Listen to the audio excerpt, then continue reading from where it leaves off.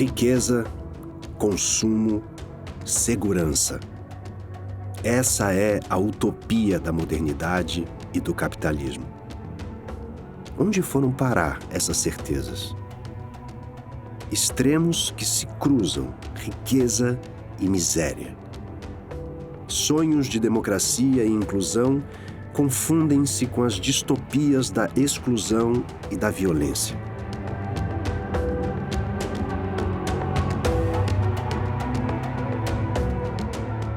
Multidões circulam nas cidades, enquanto a natureza e os povos são aniquilados.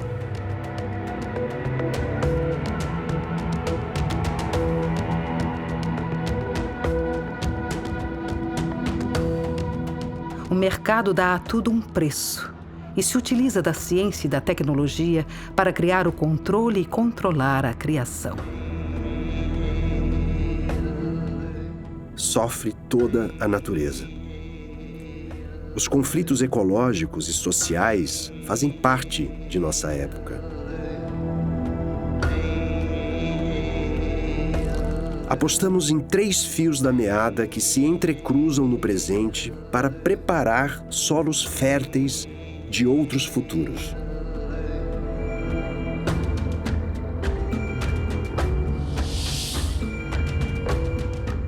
O primeiro fio é o retorno do território, das terras, águas e populações. O segundo fio é o alimento. Nós temos fome de quê? O alimento nos fala de quem somos, dos ciclos da vida, de como nos respeitamos e a natureza. E o terceiro fio são os conhecimentos que fornecem sentido e dignidade à existência humana. Como diz o cientista social Boaventura de Souza Santos, precisamos de uma ecologia de saberes que celebre a vida. Como construir uma nova forma de viver que mescle e atualize saberes ancestrais com as conquistas da ciência e da tecnologia que sirvam à humanidade e não destruam o planeta.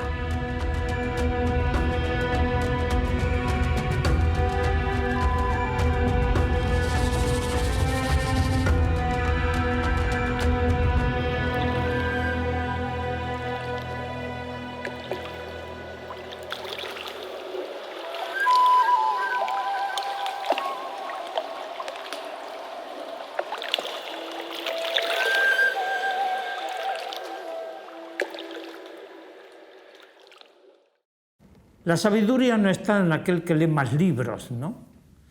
La sabiduría está en aquel que comprende el sentido profundo de la vida. Y nosotros somos parte, no somos los dueños de la naturaleza, somos parte, somos una pequeña parte de toda la gran biodiversidad de la madre tierra, de la madre naturaleza, de los ríos, de los mares. Y en esta civilización que vivimos, nos olvidamos de todo eso. ¿No? Es como si la madre tierra fuese un accidente que se puede explotar, se puede destruir, se puede comercializar. Tuve una abuela que era una india guaraní, que esta india me enseñó a mirar, porque una cosa es ver y no miramos. Una cosa es oír y no escuchamos. Entonces, esto de acercarme casi sin lecciones, la lección era la práctica, ¿no? De saber comprender los animales, las plantas, las flores, los árboles, el viento, saber escuchar el viento. Eso lo aprendí de una mujer iletrada, pero sabia. El bien común en realidad no es algo que está estático. Un río, la lluvia, un territorio es un bien común no solo porque está ahí, sino porque en ese territorio y en ese bien común participa la gente.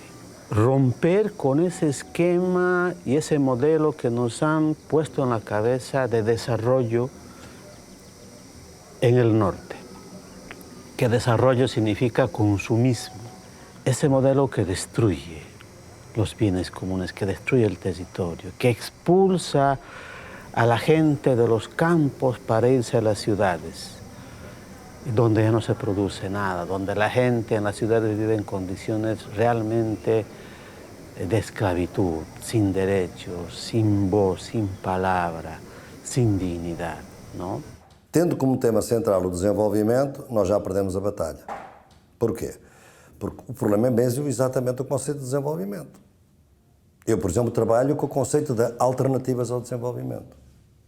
O conceito de desenvolvimento surgiu exatamente como um conceito alternativo ao socialismo.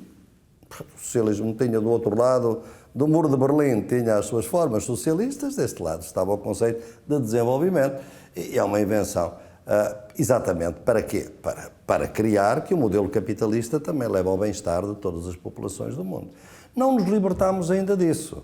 Como eu costumo dizer, um sociólogo do Bangladesh ou da Nigéria ou da Eritreia nunca inventaria o conceito de desenvolvimento. Porque ele não podia incluir, definir e inventar um conceito em que a esmagadora da maioria da população estivesse no lado errado da história, os subdesenvolvidos. Portanto, o conceito de desenvolvimento fez de todo o mundo subdesenvolvido. A crise ecológica neste momento é de tal ordem, a contaminação das águas, a poluição, o aquecimento global é de tal ordem que há coisas que são absolutamente urgentes, porque se não se fizerem hoje, por vezes, provavelmente amanhã será demasiado tarde. E, portanto, é um tempo de urgência muito grande. Mas aquilo que a gente quer ao mesmo tempo que se realiza, que é a mudança deste modelo de desenvolvimento, obrigaria a uma mudança civilizacional. E essa não ocorre em 2 anos, em 3 anos ou 4 anos.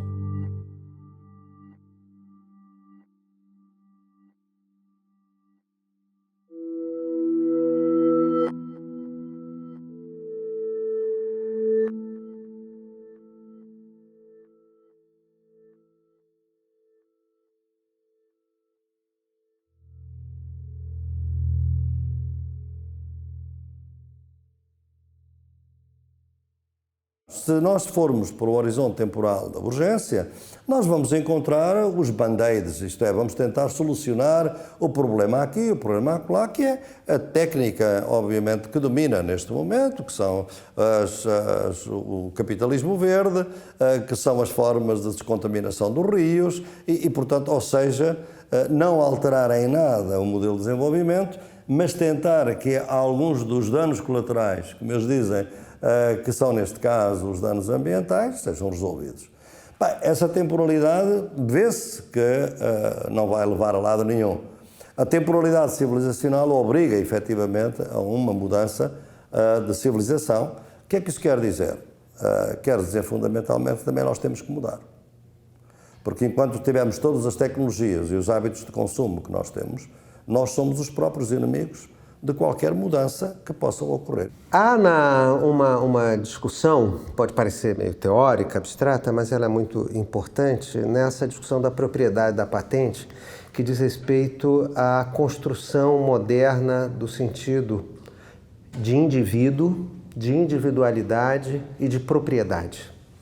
E isso se apresenta em diferentes esferas, de maneira mais radical no nosso tema, com relação à questão do meio ambiente, dos bens comuns. Quem é o dono da natureza, quem é o dono do rio, quem é o dono do oceano, quem é o dono do ar, da atmosfera. E, na verdade, ninguém pode ser dono, são os bens comuns da humanidade, são os bens comuns da natureza.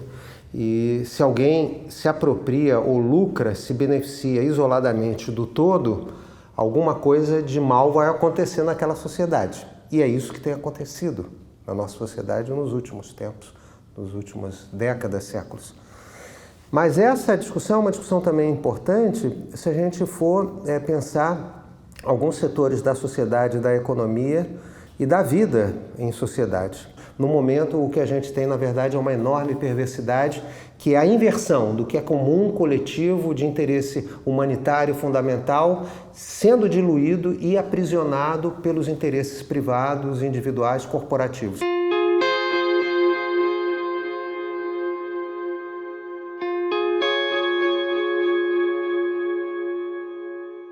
Desde os tempos coloniais, a exploração dos recursos naturais e da terra no Brasil é ditada por interesses das grandes potências e elites internacionais. O mapa de conflitos envolvendo injustiça ambiental, em saúde, buscou dar visibilidade às diversas comunidades discriminadas e vítimas de violência. Os conflitos surgem quando elas buscam exercer sua cidadania enfrentando o agronegócio, a mineração e obras de infraestrutura, como a construção de portos para exportação. Olha, fundamentalmente o que a gente vê no mapa é que a grande luta neste país atualmente é pelo território. Então, se esse território vai ser usado para plantar soja, cana, etc., se esse território, de repente, vai ser usado para pecuária, se você realmente vai botar, de repente, grandes obras, tipo o Belo Monte da vida, não interessa, é o território, até mesmo nos centros urbanos, é o território, acima de tudo, o grande deflagrador das lutas, o grande motivo, digamos assim. Uma coisa que o mapa também nos mostra, que é da maior importância, é que desses 571 conflitos, se você vai olhar exatamente onde é que eles acontecem, a maioria absoluta deles está na zona rural. Quer dizer, é o campo o grande cenário dos conflitos. A gente tem mais de 50% dos conflitos incrustados no campo. A gente tem 13,58% dos conflitos nas cidades. E a gente tem 37% de conflitos que a gente chama de indefinidos, ou, enfim, são conflitos onde você tem, por exemplo, a questão Belo Monte, né? Você tem em Belo Monte, você tem ao mesmo tempo cidade e você tem povos indígenas, você tem populações do campo, ribeirinhos, beiradeiros, comunidades tradicionais no mesmo conflito. Se você olha o mapa, você vai ver que simplesmente a maioria absoluta dessas injustiças ambientais que a gente está ali retratando, elas têm raça, elas têm uma cor, elas não estão ali gratuitamente. Agora, acima de tudo, você tem um processo de exclusão, que ele é um processo que, além de tudo, ele é um processo que se move. E por que ele se move? Porque a especulação imobiliária ela não para. Ela também anda. Na medida em que a metrópole vai se abrindo, vai se ampliando, e que aquilo que era uma região nobre vai precisando se alargar, ir mais além, você vai criando novos ciclos de pessoas tendo que ser simplesmente jogadas fora desse mapa, lançadas para periferias, que são cada vez mais periferias longínquas, etc, etc. É muito louco, você tem 2 vezes o território dando origem à recusa de garantir-se a vida decente, digna a uma pessoa. Primeiro, quando você expulsa essa pessoa do lugar que era o dela, lugar onde ela vivia por gerações, etc, etc. Então, você faz com que ela saia de lá na marra, joga essa pessoa para a cidade, onde ela também não tem lugar. Então, onde ela também vai acabar convivendo com lixão, ou com outras formas mais abusivas ainda de desrespeito a um ser humano.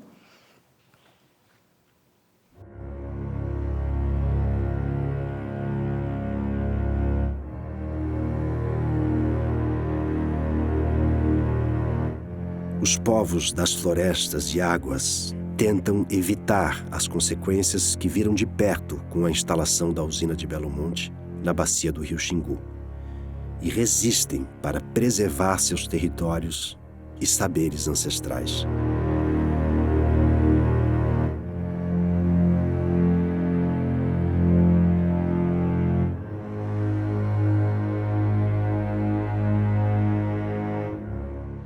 O Tapajós tem importância estratégica para a região amazônica.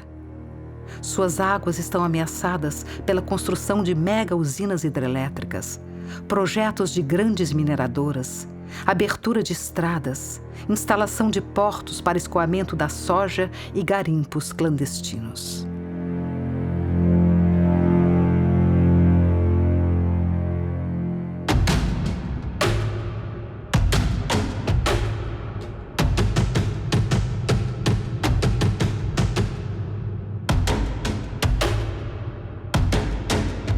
Povo de tradição guerreira, os Munduruku vivem no Pará, no Amazonas e no Mato Grosso, e lutam para defender seu território.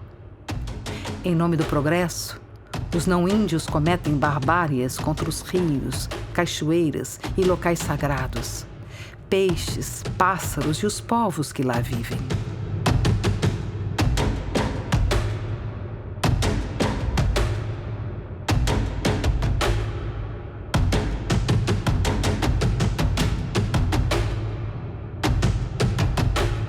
Preservar o modo de vida ancestral é uma luta no presente, não para retornar ao passado, mas para permitir a continuidade da vida celebrada nas danças, nos cantos e nos mitos dos Munduruku.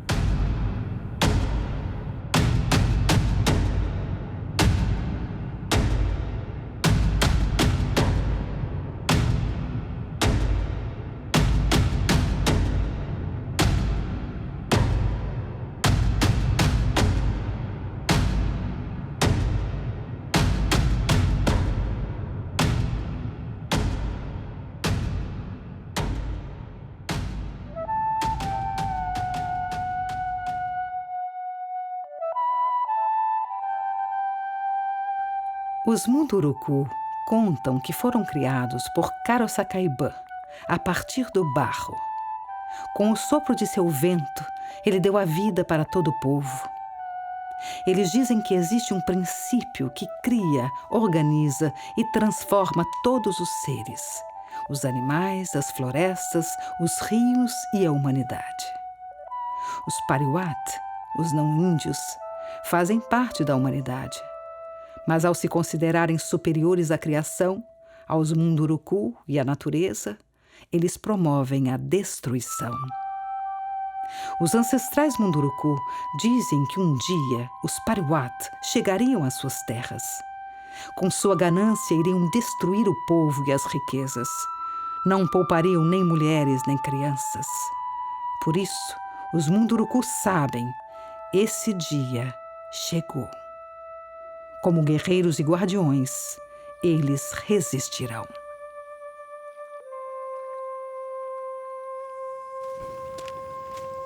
Hoje a gente não está vivendo mais que nem a gente vivia antes.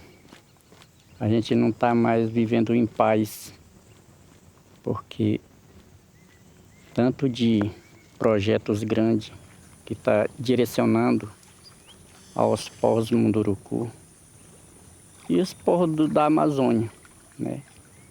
Que não é só os povos indígenas Munduruku que estão ameaçados, vários povos do Brasil. A força do rio, ela está acabando, ela está ficando fraco. Cada ano que se passa, ela transpassa, que ela seca mais do ano passado. Porque dentro das cabeceiras desses grotão de garapé, só fazenda. Onde tem fazenda, o minador dos garapé está secando. Quem dá força para o Tapajós, para o rio, é os garapé, né? Então esse rio está morrendo tudo. É por isso que o rio, cada ano que passa, ele está secando devagar, mas ela está secando. Daqui uns tempos, ela vai ficar só aquele regozinho. E daqui uns 100 anos não vai ter mais rio. Ela vai acabar. Nós, Munduruku, nós não aceitamos a construção de hidrelétrica no Tapajós. Senão vai acabar com o nosso rio sagrado. Para nós, o rio é uma vida, é a nossa vida. A terra é a nossa mãe. E para nós mulheres, é como um filho, né? Temos que cuidar dele. E também uma mãe, porque ela dá o sustento para a gente. E quando a gente vê que tudo isso um dia pode acabar, a gente fica muito triste. É por isso que a gente às vezes sai daqui, né, e vai para as grandes cidades falar, né, da importância do rio. Às vezes o branco ele não dá importância para o rio, para a água, né? Mas nós que vivemos todo dia toma banho, todo dia lava louça, todo dia lava roupa, todo dia vai pescar, todo dia está ali ensinando o seu filho e sabe que a importância do rio para a gente. O Tapajós é a vida das mulheres, de todos, a população indígena, ribeirinho, população em geral, né? Que todos quando saem de uma cidade grande vêm para o rio Tapajós já vê uma beleza enorme. Mas infelizmente ela está sendo ameaçada.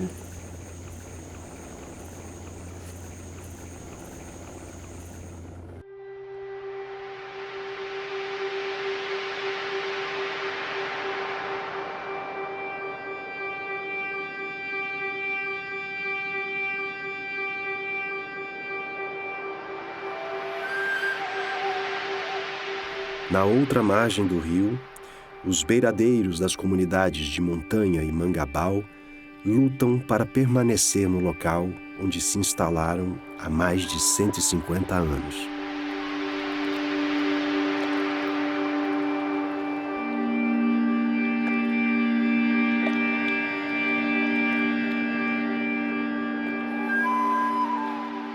Os portos aqui no município de Itaituba, aqui no Miritituba, antes deles começarem a funcionar, antes deles serem instalados, ainda estava em projeto, era muito falado pela classe política partidária que era o desenvolvimento da cidade, né? O desenvolvimento da região, do município.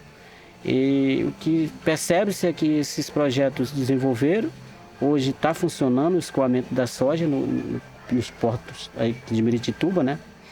E simplesmente a soja passa, é o caminho da soja, né? Está virando o corredor da soja e desenvolvimento nenhum a gente está vendo para a região, muito o contrário. Setores de pesca de populações tradicionais foram privados e as pessoas não podem mais pescar, não podem mais ter a liberdade de usar o rio. Os Munduruku começaram a se manifestar e a gente se manifestava de outro lado contra esses grandes projetos, mas a gente não ainda trabalhava meio que isolado, eles para um lado e a gente para outro, individual quase. E resolvemos convidar eles para fazer uma parceria, fazer uma aliança e enfrentar e bater de frente contra esses projetos, dizendo que não aceitava esse projeto porque impactava a nossa vida e a vida dos parentes. E aí fortaleceu muito e temos tido um grande sucesso nessa nossa luta, né? Até com o arquivamento da hidrelétrica São Luís de Tapajós. Foi uma conquista muito grande. Se não fosse essa união de povos indígenas, beiradeiro, outras comunidades tradicionais, a gente não tinha conseguido chegar aonde chegamos. Em março de 2018, Ageu Pereira foi ameaçado de morte por garimpeiros, madeireiros e palmiteiros ilegais. De acordo com a Comissão Pastoral da Terra, o Pará lidera o ranking de assassinatos no campo no Brasil. Eu digo assim que essa nossa luta, esse enfrentamento a esses grandes projetos, muita gente entende como a gente atrapalhando o progresso. Não, nós estamos lutando pelo bem da sociedade, a saúde da população.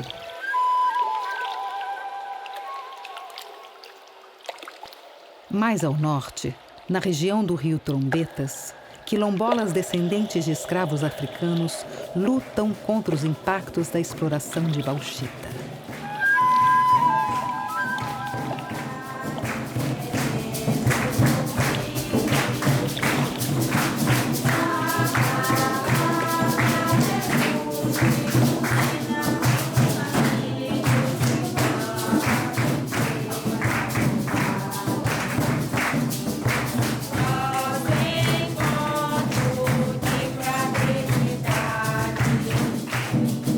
A gente nasceu aqui, junto com o rio, junto com a floresta, junto com os animais, junto com tudo que tem.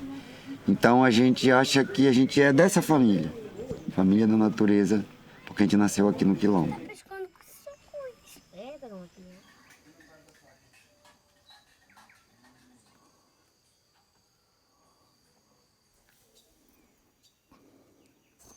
Eu tenho uma coisa que eu acho interessante, né? A gente tem tudo isso, a onça, a cobra, os insetos. Mas como a gente é daqui também, a gente acaba se conversando, né? Sem querer, a gente se conversa. Mas tem um jeito de ser que é ninguém não mexe com ninguém. Quando vem um branco para cá, ele já fica preocupado com essas formigas. Mas ó, essas formigas para nós não é daí.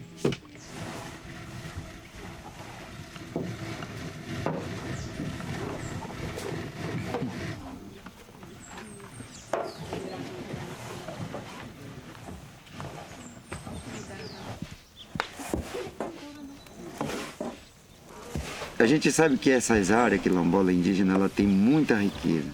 Mas assim, a nossa geração não acabou aqui. Nós temos filhos, nós temos netos, nós temos bisnetos, nós temos teteraneto, que precisam viver. E que se acabar hoje, e daqui para frente? Hoje, por exemplo, a gente está no movimento, na luta em defesa do nosso povo, porque a gente olhou atrás da forma que nossos pais foram escravizados. Quando na adolescência a gente tinha muito medo de qualquer pessoa que chegasse, a gente se escondia. Hoje não dá para se esconder, né? Hoje não dá, que nossos direitos estão aí. Então, mesmo sem estudar, a gente lê um pouco aquilo que a gente aprendeu, a gente lê um pouco e sabe, o direito é esse, eu não abro mão disso. A luta, ela começa aqui por Oriximiná, né? E ela se estende um pouco, o Maranhão também já lutava, né, um pouco sobre isso, o nosso companheiro Ivo Fonseca. E eu, como de Oriximiná, me misturei com eles para estar levando essa luta nacional nos outros estados brasileiros. E para que o governo olhasse para nós de uma outra forma, desse apoio mesmo, para que esses títulos fossem acontecendo. Nós tivemos o primeiro em 95, o segundo em 96, o terceiro em 97. O INCRA não aceitava um título coletivo porque nós não era índio, mas nós somos quilombo. Felizmente vocês não reconhecem nós, mas nós somos quilombola. Nós vivemos aqui há 200 anos e nós queremos o nosso título como os índios também. Porque eles ajudaram muito nós nesse processo da fuga, quando os pretos fugiram. Os índios contribuíram muito, mesmo falando outra língua, mas só de eles darem o sinal que eles estavam também fugindo, porque eles também acabaram sendo escravos um pouco, e os nossos pretos meteram a cara para o mato junto com os indígenas. Eu tenho uma filha que ela diz assim, eu tenho para onde correr. Por exemplo, eu estou numa capital, mas na hora que não der certo é que eu vou correndo para lá de Papai Tá, porque lá eu tenho paraíso.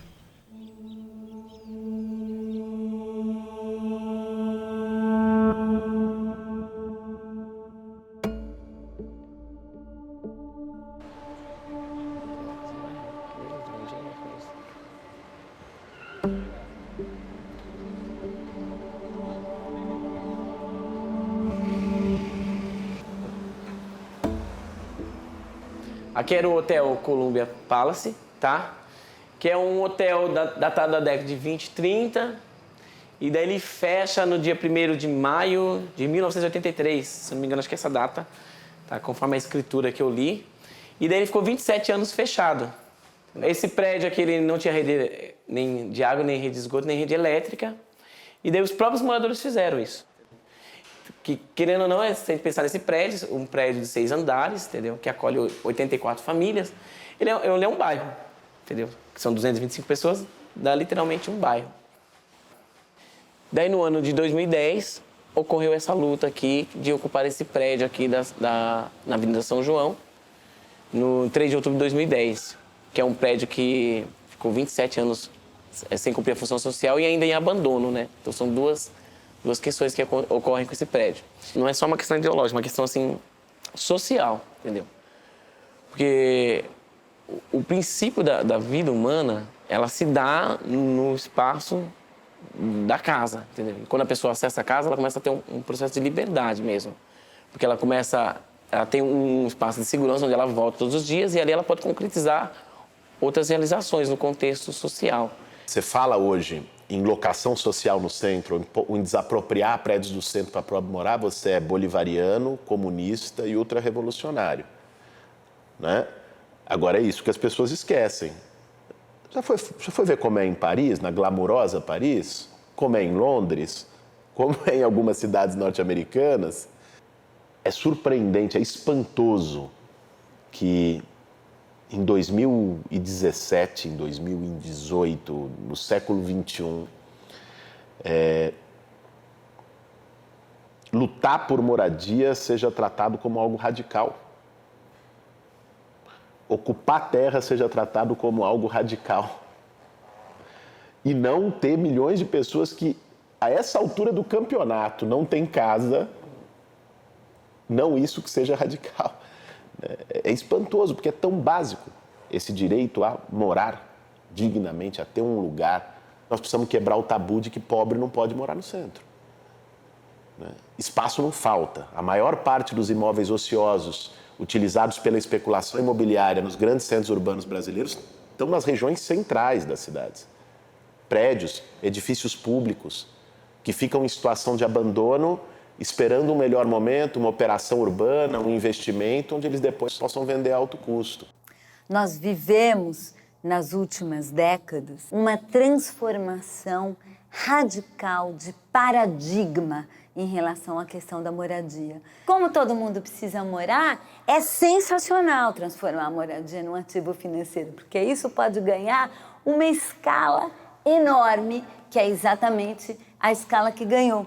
Nesse sentido, esse paradigma da transformação da moradia de política social a uma mercadoria e a um ativo financeiro transformou as políticas de moradia no planeta. Em todos os casos que a gente pôde examinar, a gente percebeu o quanto o Estado ativamente destruiu todas as formas de acesso à moradia existentes para empurrar claramente todas as pessoas e todos os grupos na direção da compra da casa própria individual através de um crédito bancário hipotecário. E dessa forma, né, a moradia se transforma num ativo financeiro que circula no mercado global com um único pequeno detalhe. O mercado financeiro tem uma natureza essencialmente especulativa e discriminatória. O que significa isso? Bom, a especulação faz parte do mecanismo das finanças. A especulação são as apostas e o risco inerente. E discriminatório porque quanto mais pobre, vulnerável, ferrada for a família, maior é o risco que ela apresenta para o capital que vai ser emprestado para ela e, portanto, maior vai ser o juro que ela vai pagar. Quando o mercado hipotecário da venda de imóveis baixa ou desce nessa escala totalmente globalizada, as primeiras pessoas que vão perder a sua casa e ficar sem dinheiro e no meio da rua e sem nenhuma alternativa de política de moradia, porque elas foram destruídas para empurrar todas as pessoas na direção do crédito, é elas que vão ficar sem dinheiro, sem casa e com a dívida, que é realmente a nova forma de sujeição do capital.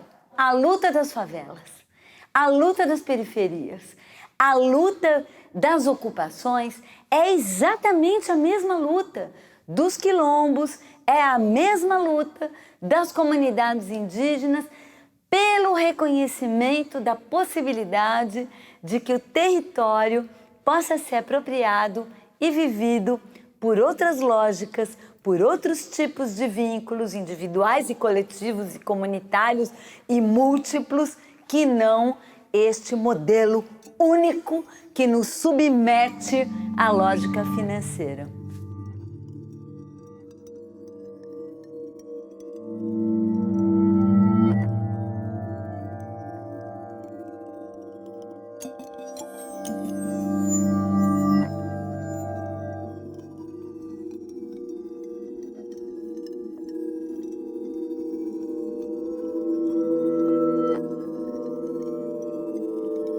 O metrô chegou num bairro mais periférico. Se você não tem mecanismos de regulação ali, a periferia foge do metrô, porque quem é mais pobre e mora de aluguel naquela região, o aluguel vai subir de 500 para 1.500 e ele vai ter que ir para uma outra região mais longe ainda, onde não tem metrô. Isso é o mais perverso da especulação imobiliária, porque ela é algo contínuo. Nós temos que ter mecanismos de enfrentamento à especulação imobiliária, fazer valer a função social da propriedade, ter mecanismos de taxação da valorização imobiliária progressiva, ter formas de controle social sobre o valor dos aluguéis. Isso não pode ficar apenas ao bel prazer do proprietário, aumentar aluguel na hora que ele quer e com isso expulsar, né? E ter, sobretudo, uma política de enfrentamento a despejos. Os despejos e remoções foram a forma como o Estado fez a gentrificação. Gentrificação é a expulsão para as periferias das populações mais pobres e discriminadas nas áreas urbanas que estão sendo valorizadas por melhorias de infraestrutura. A especulação imobiliária e a lógica de mercado predominam e reproduzem as desigualdades, em vez de construir cidades inclusivas e democráticas.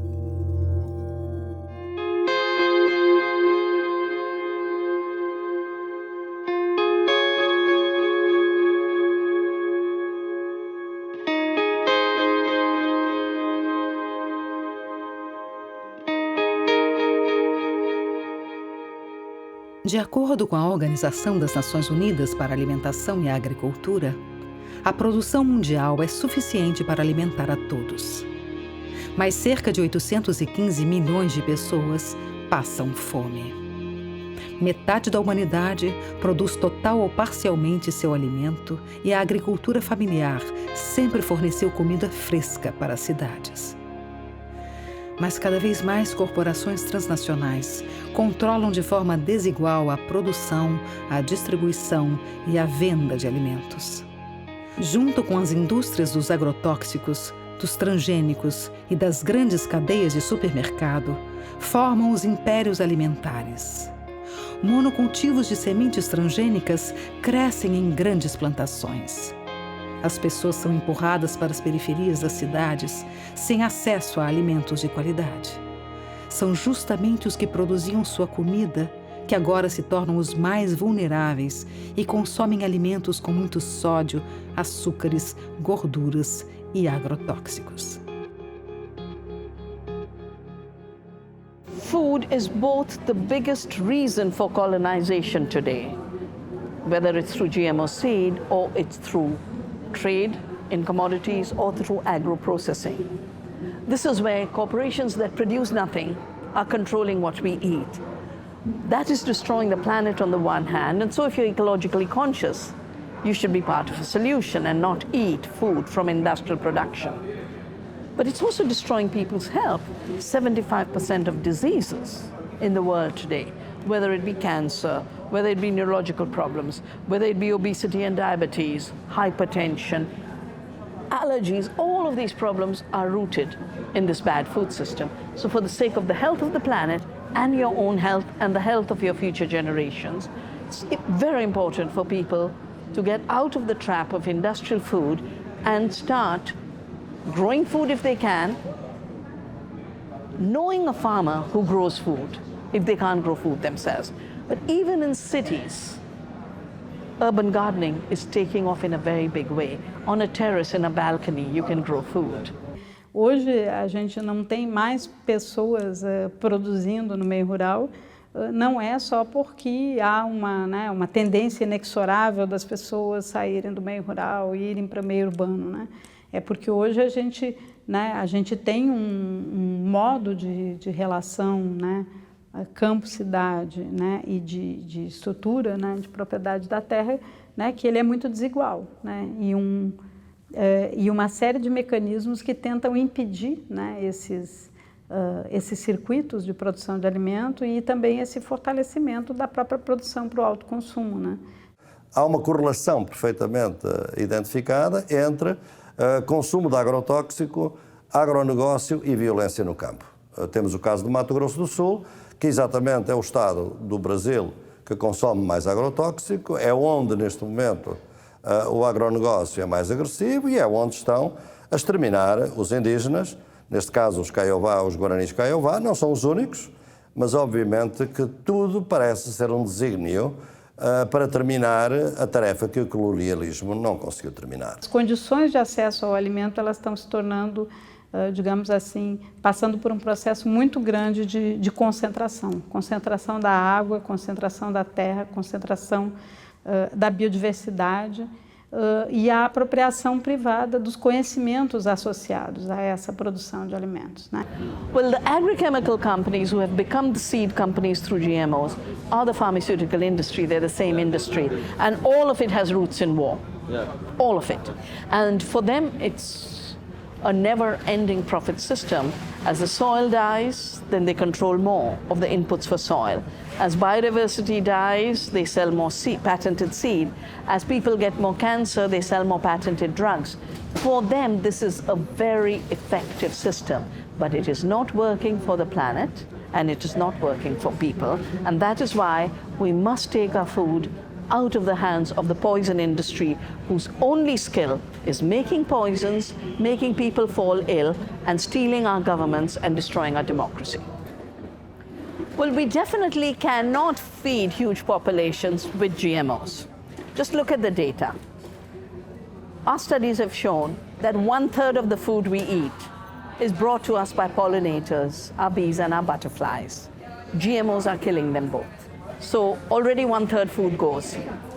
We also know that the more the biodiversity, the more the nutrition per acre. On less land, we grow more food. GMOs are monocultures, soya monocultures in Brazil, which are not feeding Brazil, soya monocultures in Argentina, which have created hunger in a food-abundant society. What is being produced through GMOs are commodities. Commodities are not food.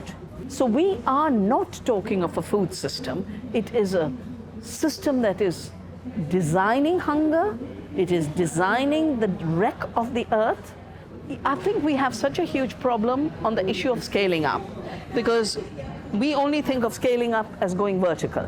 Scaling up means one Monsanto controlling seed, one Cargill controlling trade, one Nestle controlling the noodles. Scaling up can be by spreading out. Then you can come and say, oh, but Rio is such a big city and Sao Paulo is such a big city. First, we should start growing food in cities, but a big city can have a bigger food shed. Just because it's big doesn't mean it shouldn't have its own local. Its local will be bigger, but that doesn't mean it should. Brazil should grow commodities that it exports and then buys junk food to feed its people. Makes no sense.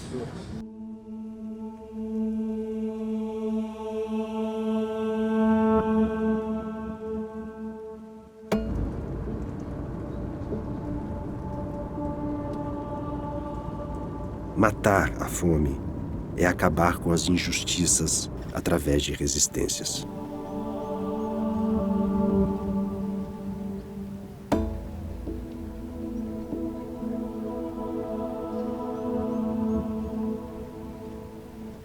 São Paulo é um dos 17 milhões de brasileiros que vive no semiárido nordestino.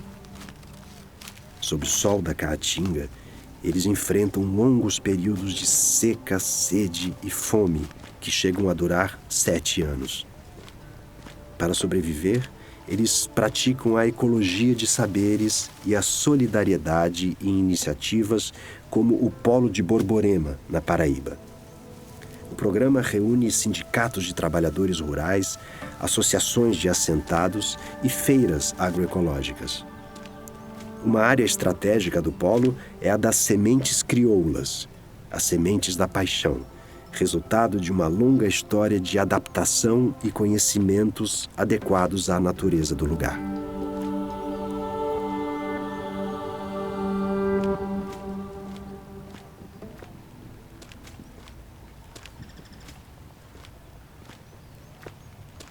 O ponto-chave da convivência com o semiárido, eu digo muito claro isso, todo lugar que eu vou, se chama a estocagem. Isso é água, alimento para os animais, semente e vai por aí afora. E isso vem do tempo dos antigos que já fazia isso. Hoje se faz de uma forma mais moderna e é, claro, evidente, com mais recursos. A minha avó tinha uma semente, que é até a fava orelha de vó, que era a tradição dela. Ela tinha um ciúme tão grande, ela botava dentro de uma santa. Quando era na época da planta, sem ninguém saber, daqui a pouco ela aparecia com a fava. Estava guardada dentro de uma santa. Então o povo tinha essa dinâmica e já se guardava a semente. Os antigos sempre guardavam a semente. Porque quando a gente fala a semente da paixão, é aquela que se adapta à nossa realidade. Porque nem a semente que dá aqui dá em outro lugar. A gente sabe, essa dá boa nesse setor, mas lá já é mais quente, ou mais frio, ou mais abrejado, sei lá, a gente já sabe qual a semente é realmente da realidade. As famílias foram produzindo a sua semente de acordo com as suas necessidades, de acordo com o tamanho da sua terra, de acordo com a necessidade do mercado. E esses estoques comunitários, as pessoas foram lapidando essa ideia e chegaram num banco comunitário de semente. Todas as famílias agricultoras do semiárido, se você chegar na casa delas, já existe um banco familiar, que é aquela reserva estratégica da primeira necessidade. A primeira chuva, molhou a terra, pega a semente na sua casa e elas plantam, né? Esses bancos familiares, geralmente, eles têm uma diversidade enorme, mas em poucas quantidades. Então, esses próprios agricultores começaram a mostrar entre eles o porquê era importante ter um banco comunitário de semente na comunidade. Você ter autonomia na semente, você ter diversidade na semente, você resgatar as sementes. E hoje, em 2017, a gente já tem uma ação com 62 bancos comunitários de semente nesse território.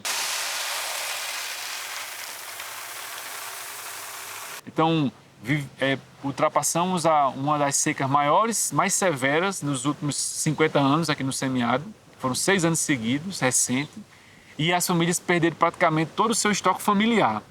Então, esse ano, a gente está fazendo um levantamento, a gente está visualizando que tem mais de 2.500 famílias pegando semente nesses bancos comunitários para fazer multiplicação nas suas famílias e também fazer essa devolução. Antes, muitas vezes, né, eles ficavam a reboque das políticas governamentais que muitas vezes trocavam o voto pela semente, o voto pela água, o voto por um saco de milho para dar aos animais. Hoje, eles conseguem fazer os seus estoques e ter a decisão de votar em quem eles querem, de eleger quem eles querem, de também participar dos espaços de transformação de política que eles também desejam. Então, a gente está com a produção de semente estocada esse ano. Pode, para atravessar 2, 3 anos de seca, tem bastante semente para atravessar esse período.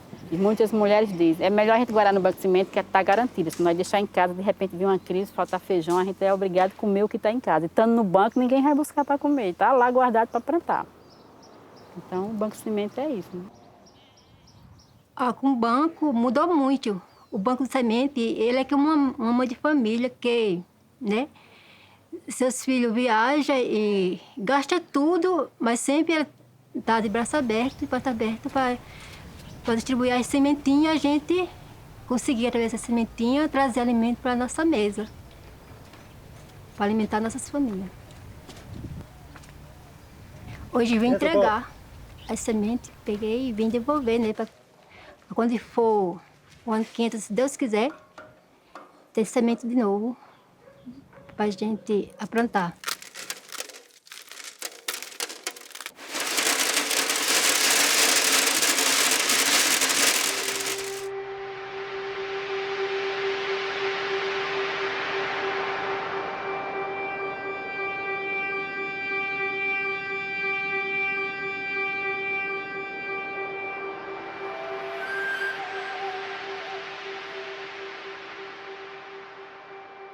No mito de origem dos Munduruku, mulheres, homens, rios e espíritos transformam-se ora num, ora noutro, seja como mensageiros, como disfarces, como heróis ou como malfeitores. Eles vivem em um lugar criado por Karasakaiban, onde todos podem caçar, pescar e plantar em harmonia. As pessoas respeitam a criação e ofertam parte do alimento obtido ao filho enviado de Karasakaiban. Até que um dia, certa aldeia não quis compartilhar a sua caça, mentindo e maltratando a criança. Com isso, Carol Sacaiban transformou essas pessoas em porcos que, sedentos por vingança, tentaram pegar o filho de Carol Sacaiban numa perseguição épica. Finalmente, os porcos foram expulsos e passaram a viver mais ao norte, no Amazonas. É por isso que não existem porcos selvagens nos territórios Munduruku. Eles nos alertam. A sociedade excessivamente materialista e de consumo está perdida, como os porcos de Carol Sacaiban.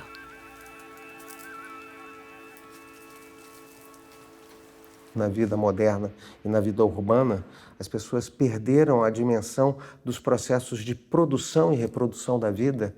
As pessoas, tudo é coisificado e artificializado, a comida, o alimento, a informação, as relações. Uma política que distancia-se das pessoas e da vida das pessoas e que pensa uma natureza totalmente artificializada e que dissocia os processos de vida, espiritualidade, cultura de uma maneira tão fragmentada que o ciclo de vida e de morte, que deveria ser tão natural e que é tão bem assumido em outras civilizações, a civilização moderna foge como o diabo da cruz. E nesse processo há uma quebra do ciclo entre o orgânico e o inorgânico, a vida e a morte, o saber científico, o saber materialista e material, do saber espiritual e da base ética das relações comunitárias do indivíduo e do coletivo, como tudo isso se fragmenta e acaba produzindo lixo, que é o lixo desse congestionamento moderno. Os bens comuns da natureza dependem de como a produção e a economia funcionam. Para onde vão o lixo e o esgoto que produzimos? A iniciativa de saneamento ecológico no município de Paraty, no Rio de Janeiro, mostra como os bens comuns podem ser reconstruídos e preservados com ações de pequenos grupos que podem se ampliar em escalas crescentes. Com a chegada do progresso, a comunidade tradicional ela acompanha, ela não fica sendo um museu, né, mas sim ela continua se desenvolvendo. E com a chegada da tecnologia, quando veio as mágicas da parede, né, que hoje abre a torneira na parede e a água jorra e não sabe de onde vem. Então não se preocupa com a nascente, não se preocupa com o rio. Isso é a realidade das comunidades. Então acho que desde 2009 a gente veio dialogando e aí a gente começamos a ver que no sono estava precisando fazer uma intervenção pelo fluxo de turismo que chegava na comunidade. A água já tinha dado sinal que estava sendo poluída e aí a gente vemos vários modelos, visitamos alguns outros institutos de permacultura, para a gente chegar no acordo do que a gente ia fazer. Aí optamos fazer as bacias de evapotranspiração, transpiração, que são essas como a banana. Então a gente vê que os saberes tradicionais são importantes para a gente conhecer o território e para saber o que vem do anseio deles mesmos e que o saber acadêmico também é importante. Por exemplo, a gente está fazendo um tanque de evapotranspiração. Nada mais é que uma caixa fechada, selada, impermeabilizada, que tem uma câmera na parte de baixo que funciona como uma fossa e daí vai subindo pelo entulho, brita, areia, terra, vai sendo filtrado esse esgoto e no final tem bananeiras.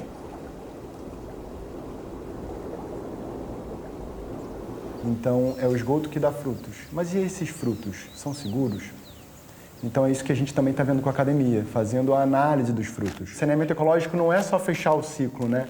É a gente pensar em envolver as pessoas, trabalhar com tecnologia social, com uma tecnologia que seja barata, facilmente reaplicada, né? Então a gente tem pensamento muito cartesiano normalmente. Eu estou falando dos engenheiros. E aí a gente respeitar os saberes tradicionais e não só respeitar, mas trabalhar junto com eles, né?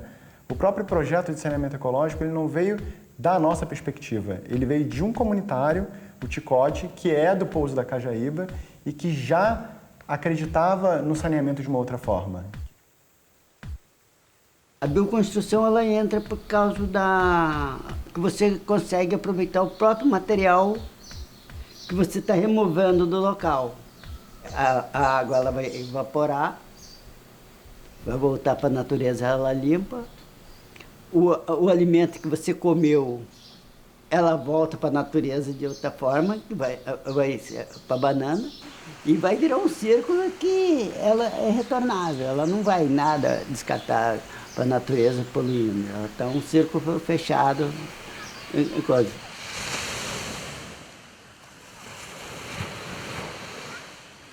Pensar, fazer e sentir são também um ciclo. Então a gente vai ver que o seu Paulo, em plena Serra do Borborema, é um sábio, e esse sábio se encontra presente no Pará, no Rio Tapajós, na África. O papel do curador, ele é um papel que é mais misterioso.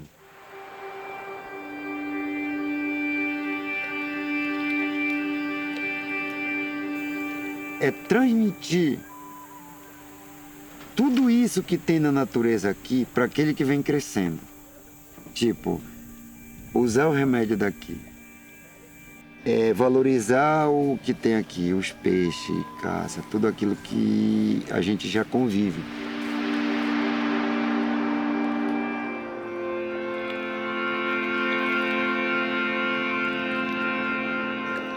Ele é uma peça mais principal dentro do meio de nós por causa do dom que ele trouxe. Que é um dom que ele trouxe da natureza. Ele passou o dia inteiro, vamos supor, aqui para o mato, chegou só de tarde. Ele passou o dia em cima do rio. Ele passou o dia sem conversar com ninguém. Então, os espíritos estavam ensinando ele. Aí ele falava assim: eu aprendi no encante. Interessante, né? Então esses velhos sábios sabem muito mais do que nós que estudamos na escola. Mas não precisamos de certificado para comprovar, para provar que temos conhecimento. Então nós valorizamos as pessoas idosas, têm um conhecimento, mesmo que ela não tenha estudado, mesmo que ela não saiba falar português, não saiba escrever, mas ela tem um conhecimento. Conhece uma planta medicinal, conhece a história do passado, conhece a origem do povo. Um grupo de especialistas foi reunido pelo Greenpeace para produzir uma avaliação crítica do estudo e relatório de impacto ambiental da hidrelétrica São Luís do Tapajós.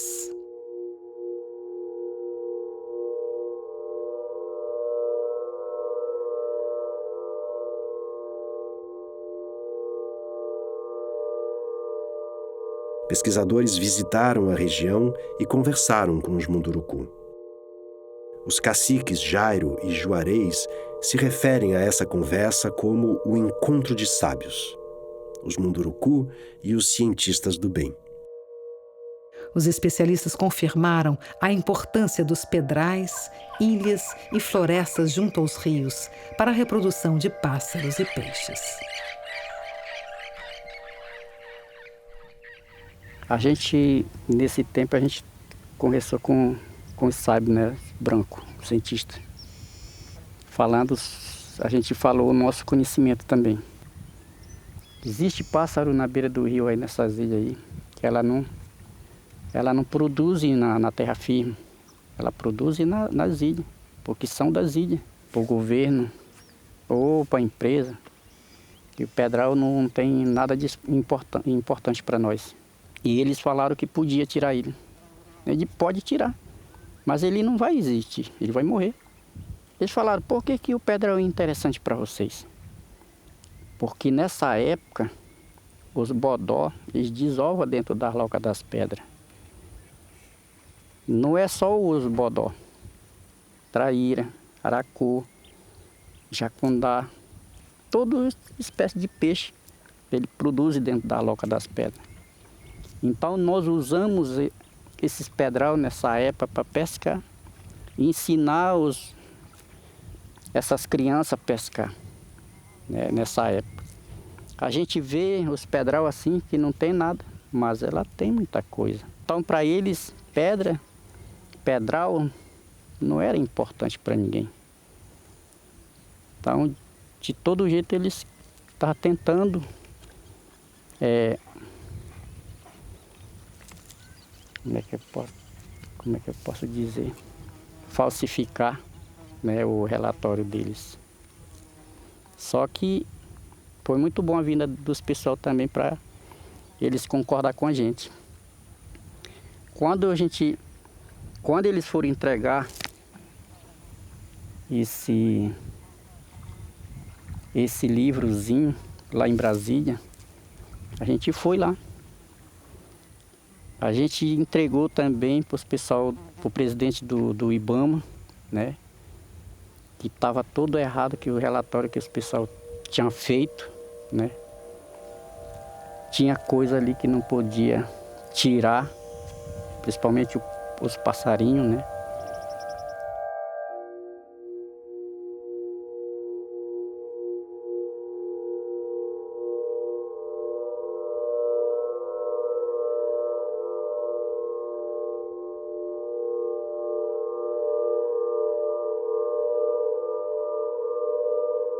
E aí a gente entregou para eles.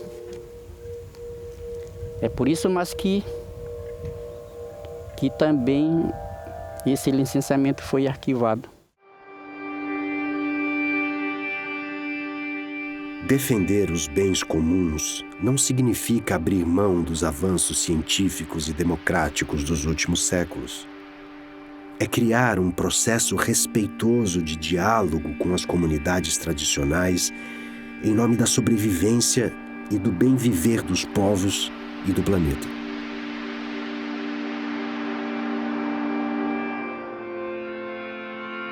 A ciência está dividida e é um momento exato para nós podermos trazer outros saberes para dentro da discussão.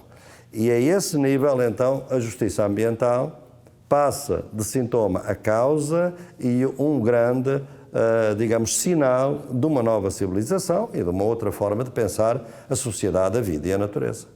Nós chamamos a um tipo de conhecimento específico que nós chamamos de ciência, que é o único conhecimento separado da prática.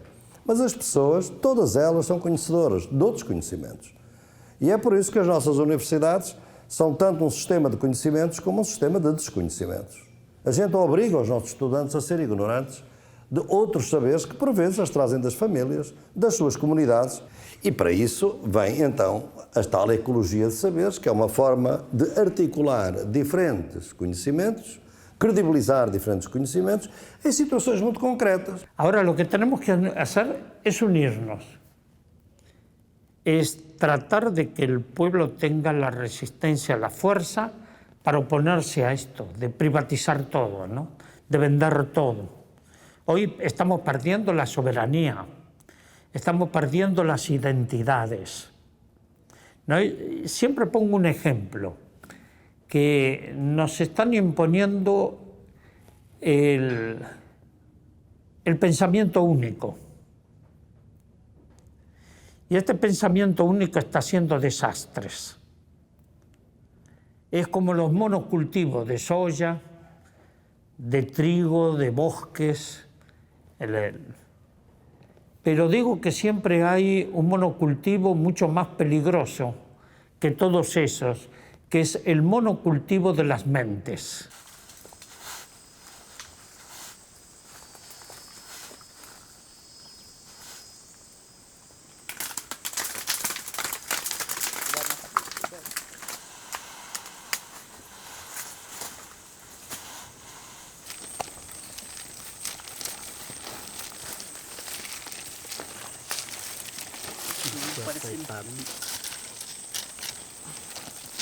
Bem.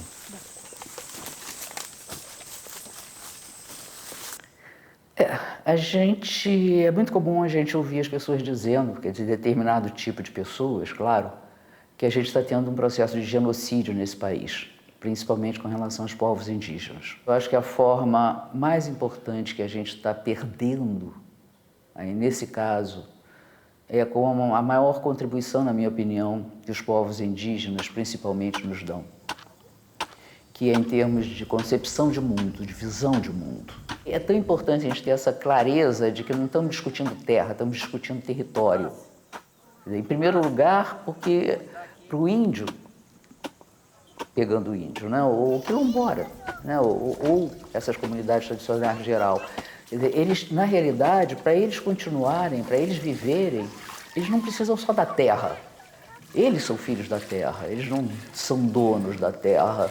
Essa noção do bem comum e de como o bem comum deve ser preservado, que a gente cada vez mais perde, que a gente cada vez mais tem um processo de divórcio, digamos assim, de tudo isso. Agora, acho que mais do que destruir esse planeta, eu acho que a gente está destruindo uma coisa que não se recupera, que é o que existe de humanidade dentro de cada um de nós. Nós já estamos vivendo nessa era um campo fértil de experimentação de futuro. E a experimentação do futuro passa por retomar esses saberes ancestrais que foram massacrados, né, diante da hegemonia do paradigma da ciência, a ciência submetida ao capital. Isso não é o velho, é o novo, é o futuro, porque é a elaboração hoje das utopias que vão nos guiar para poder, na defesa da vida, transformar as nossas formas atuais de relação com o território. Me parece que as formas ancestrais são evidentemente uma inspiração, um conhecimento, mas elas já estão absolutamente, digamos, positivamente contaminadas pelos saberes contemporâneos, pela tecnologia contemporânea. E é com isso, e é esse encontro, né, que vai permitir que dali a gente consiga extrair uma nova utopia de forma de organização social e política. De onde é que vêm os sinais de que pode haver vida para além desta vida, digamos, do capital financeiro? São as tais emergências que estão a surgir aí, que são todo o movimento dos chamados comuns, portanto, todo aquilo que nós entendemos que não pode ser nunca mercantilizado. E depois há muitos outros que estão a emergir também de outras culturas, não é? Desde uns conceitos de independência profunda que vem do Gandhi, que é o conceito de Swaraj, como a autodeterminação dos povos, que está ligada a uma economia chamada o Swadeshi, que é eu depender da minha economia local, dos meus deuses locais, eu invento os meus deuses, como trabalho com os produtos que tenho, como não compro produtos que venham de muito longe, e isso é que é o princípio da soberania alimentar. Isso é que é uma outra revolução que se está a gerar. E depois temos todas as culturas indígenas do continente que têm hoje uma formulação, aliás, constitucional. O que é que isso é fundamentalmente? É viver bem, sem sempre a ideia de viver melhor pelo consumo. Viver bem numa relação harmoniosa com a natureza, em climas de reciprocidade e relacionalidade, com muita atenção à natureza. E aqui é que vem a questão da educação, porque são integrações comunitárias onde as crianças, desde o princípio, vão tendo uma outra forma de integração, exatamente porque não são crianças. Porque o que nós fizemos no Ocidente foi transformar as crianças em adultos, quando nós é que devíamos nos transformar em crianças. A criança tem uma criatividade, tem o sentido da maravilha do mundo, da utopia que nós não temos, que perdemos. La idea es que podamos construir juntos el modelo que queremos, yo no llamo de desarrollo, el modelo de el buen vivir, que hoy se utiliza en los pueblos andinos para romper con esa palabra desarrollo o desenvolvimiento, como se dice en portugués.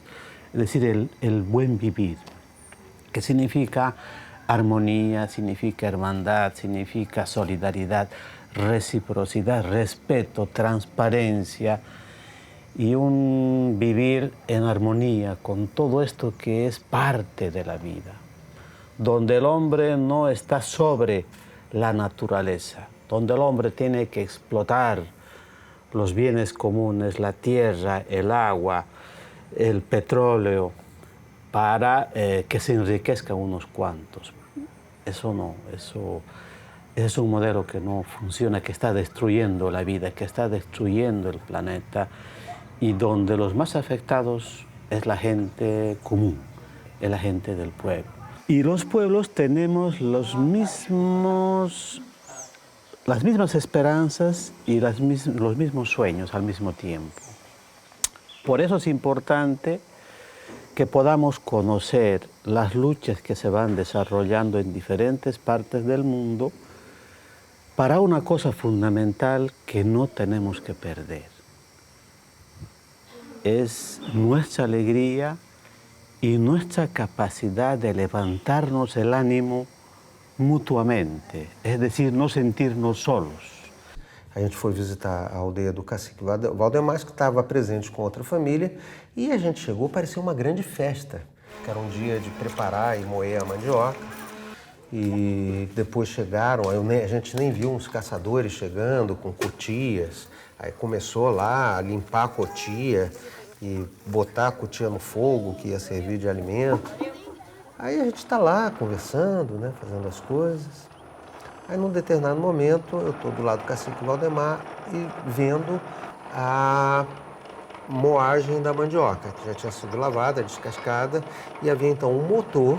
E, num determinado momento, eu perguntei, seu Valdemar, esse motor para a mandioca, ele é bom? O motor é bom? Aí ele falou em Munduruku com a esposa dele, ficaram conversando. Aí a esposa dele complementou, falou assim, era feito na mão. Hoje em dia a gente não precisa acordar 1h da manhã, hoje em dia você vê aí a gente, muito menos gente trabalhando e é muito mais rápido. E o que vocês fazem com o tempo que vocês economizaram por não ficarem ralando tanto tempo a mandioca? Economizar o tempo? Eles olham para mim e não dizem nada. Eu pensei, caramba, não consegui me explicar, eles não entenderam. Fiquei um pouco decepcionado. Eu queria ouvir alguma coisa deles. Aí eu saí deles, agradeci e fui caminhar um pouco, pensando naquilo que eu tinha vivido.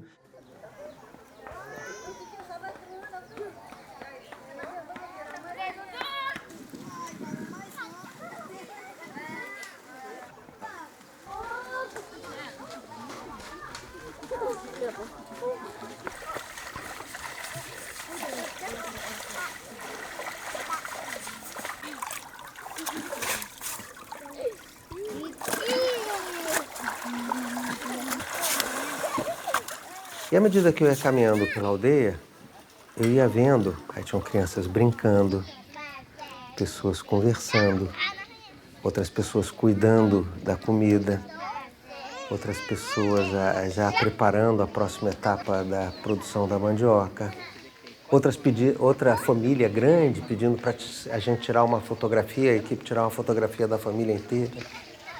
Eu ia e passeando pelos locais.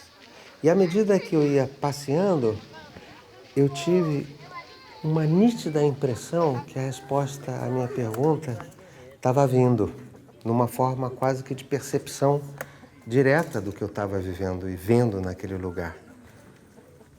E para mim ficou claro que eles não precisavam e não podiam responder a minha pergunta. Não há tempo a ser economizado. Tempo é vida. Eles fazem aquilo que é necessário. É simples assim.